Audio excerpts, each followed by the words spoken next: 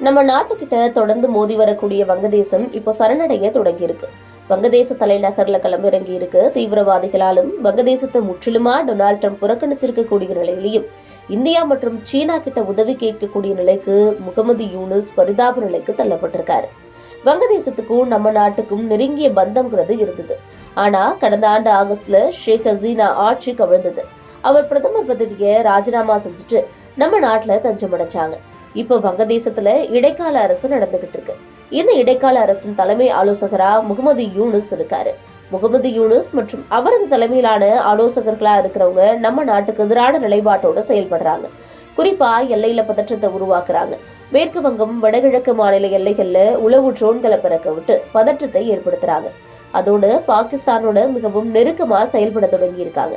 வங்கதேச வரலாற்றுல முதல் முறையா பாகிஸ்தான் உளவு அதிகாரிகள் வங்கதேசத்துக்கு போயிட்டு வந்திருக்காங்க. அதே போல இந்தியா வங்கதேசம் இடையேயான உறவுங்கிறது முகமது யூனுஸ் வந்த பிறகு வரலாற்றுல இல்லாத அளவுக்கு மோசமாகி இருக்கு. இப்படியான சூழல்ல தான் இப்ப முகமது யூனுஸ் பெரும் சிக்கல்ல சிக்கியிருக்காரு. இதனால அவர் உதவிய நாடி இந்தியா மற்றும் சீனா கிட்ட சரணடையக்கூடிய நிலையில இருக்காரு. அப்படி என்ன நடந்தது? முகமது யூனுஸ்க்கு என்ன மாதிரியான சிக்கல் ஏற்பட்டிருக்கு? வங்கதேசத்துல இடைக்கால அரசுடைய தலைமை ஆலோசகரா பொறுப்பேற்ற போது கடந்த ஆண்டு முதல் இந்த ஆண்டு ஜனவரி மாதம் 19ஆம் தேதி வரைக்கும் அமெரிக்கால ஜோ பைடன் அதிபரா இருந்தாரு. அவர் ஜனநாயக கட்சியை சேர்ந்தவர். அதே போல ஜனநாயக கட்சியை சேர்ந்த முன்னாள் அதிபர் கிளின்டனுக்கும் முகமது யூனுஸ்க்கும் நெருங்கிய உறவு இருந்தது. அதனால வங்கதேசத்தை ஜோ பைடன் தலைமையிலான அமெரிக்க அரசு அரவணைச்சது. ஆனா இப்போ அமெரிக்கால ஆட்சி மாற்றம் நடந்திருக்கு. அதிபரா குடியரசுக் கட்சியை சேர்ந்த டொனால்ட் ட்ரம்ப் செயல்படுறாரு. ஜோ பைடன் மற்றும் பில் கிளின்டனுடைய ஆதரவாளர்கிறதால முகமது யூனுஸ் மீது ட்ரம்புக்கு விருப்பம் கிடையாது. இதனாலதான் கடந்த மாதம் கூட வெள்ளை மாளிகையில பிரதமர் நரேந்திர மோடி ட்ரம்ப் ஆகியோர் சந்தித்து பேசினப்போ பத்திரிகையாளர்கள் வங்கதேச விவகாரம் பத்தி கேள்வி கேட்டாங்க.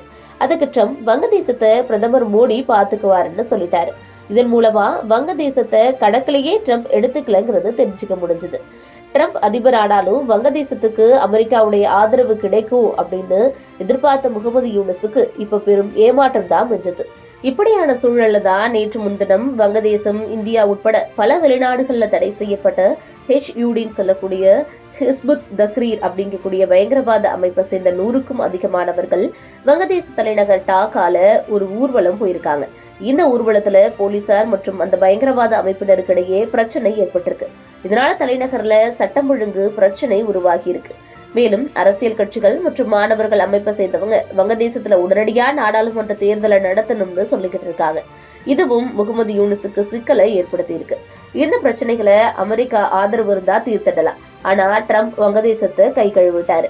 இதனால அடுத்ததா இருக்கிறது 2 சான்ஸ் தான். ஒன்னு சீனா, இன்னொன்னு இந்தியா. இதனால 2 நாடுகள் கிட்டையும் உதவி கேட்க யூனுஸ் திட்டமிட்டிருக்காரா.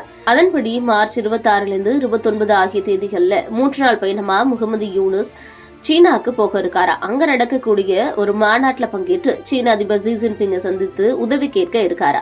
அதன் பிறகு அடுத்த மாதம், அதாவது ஏப்ரல்ல ஒரு உச்சி மாநாடு நடக்க இருக்கா. இதுல இந்தியா சார்பில் பிரதமர் நரேந்திர மோடி பங்கேற்கிறாங்க. வங்கதேசம் சார்பில் முகமது யூனுஸ் பங்கேற்க இருக்காரு. இந்த நிலையில பிரதமர் மோடியை அங்க சந்திச்சு பேச முகமது யூனுஸ் சார்பில் அனுமதி கேட்கப்பட்டிருக்கான். அப்போ வங்கதேசத்துக்கு உதவி செய்யணும்னு பிரதமர் மோடி கிட்ட முகமது யூனுஸ் கேட்க இருக்கிறதா தகவல் வெளியாகி இருக்கு.